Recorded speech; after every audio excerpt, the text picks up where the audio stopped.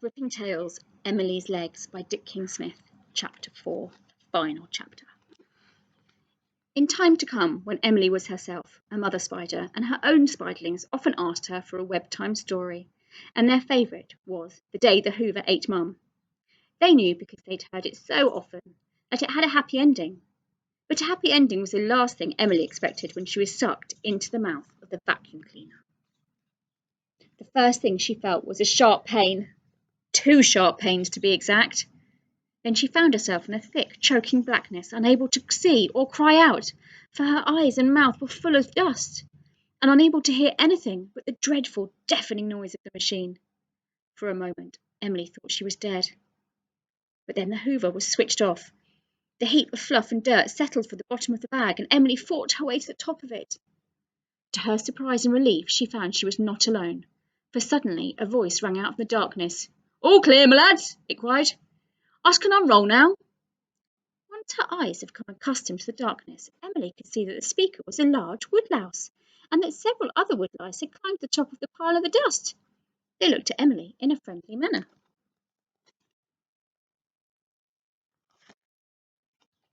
"Hello, young un," said the first woodlouse. "You're looking a bit gloomy."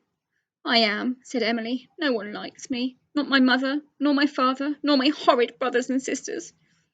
"Why ever not?" "'Cause I've got 10 legs." "Poor little mite," cried the woodlouse. "Only 10? Why do you say only 10? said Emily. "Because you should have 14 by rights. All woodlice have 14 legs."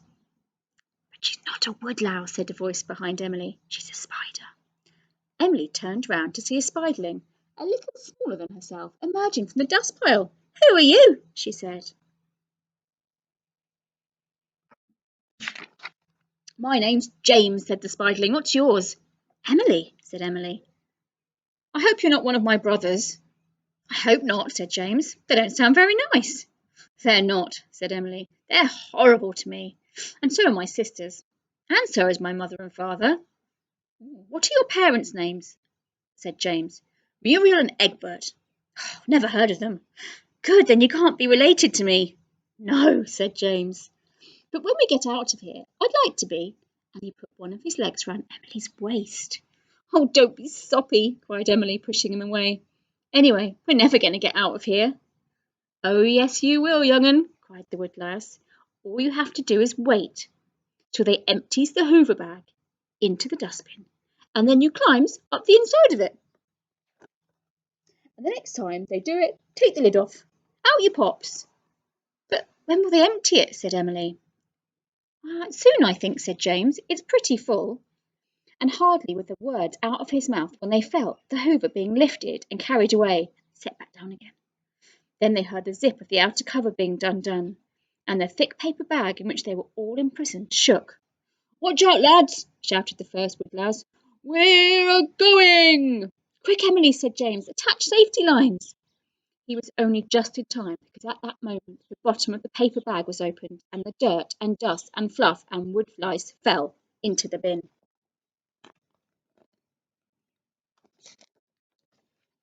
The bag was empty, save for the 2 spiderlings suspended within it, and before it could be closed again, Emily and James let the thread out, swung themselves to the side of the dustbin, and scampered up the wall and over the rim and away.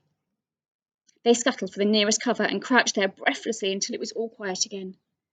Then James began to stare at Emily's legs. Next, he walked around her slowly as he went and counted out loud. "Oh, don't you start," cried Emily. "If you don't like me having 10 legs, then you can jolly well push off." James stopped at the count of 8. "You haven't," he said. "Haven't what?" "Haven't got 10 legs. You've got 8, same as any other spider." Then Emily remembered the sharp pain. 2 sharp pains, to be exact, as the hoover sucked her in. "Except you're not like the same as any other spider, Emily," said James. "You're prettier. I think it would be nice if we set up a web together." And once again he put one of his legs round Emily's waist. "Don't be so soppy," cried Emily. At the same time she didn't push him away. "And anyway," said James, "they'll grow again." "What will?" "The 2 legs you lost. Spiders can sort of do that." "How do you know?" My dad's done it. Mum lost her temper with him one day and pulled one of his off, and he grew a lovely new one. Gosh, said Emily excitedly. Then I'll still be the fastest spider of them all. Yes. But oh, said Emily miserably, you won't like me any more, James, not with 10 legs. Emily, said James, when legs are as beautiful as yours, you cannot possibly have too many of them. And he stroked one of hers with one of his. Oh, James, said Emily happily, you are the soppiest, you say the soppiest things. And that's the end of Emily's Tales. Hope you enjoyed. Oh, Emily's legs, sorry, whipping tales.